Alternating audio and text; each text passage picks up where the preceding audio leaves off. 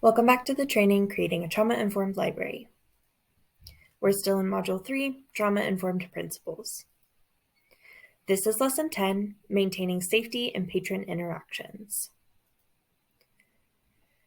By following these steps, you can make sure you're doing the most possible to maintain your own psychological and physical safety during heightened patron interactions. The first step you should always attempt, if at all possible, is de-escalating the situation.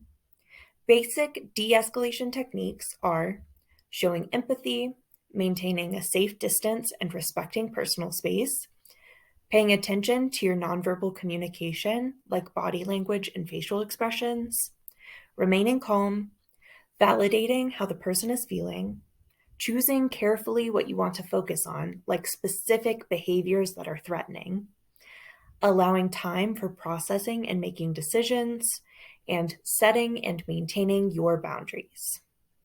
As you may notice, many of these techniques are the basics of trauma-informed practice. You should try to refrain from getting another staff member involved at the start of an interaction, as getting another staff member involved can potentially escalate the situation by causing the patron to feel ganged up on.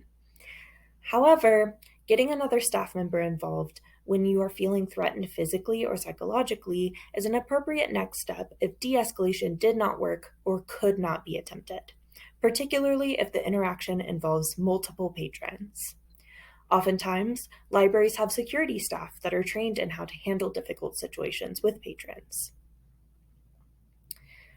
Because of the historic trauma many communities have faced directly related to emergency personnel, getting emergency services involved should be a last resort only to prevent as much re-traumatization as possible.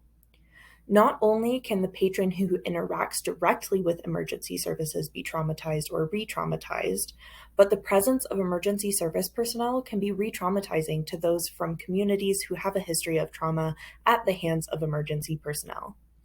However, calling emergency services like police, fire, or a mental health crisis service is required for certain situations, and your safety and the safety of others should always be a priority.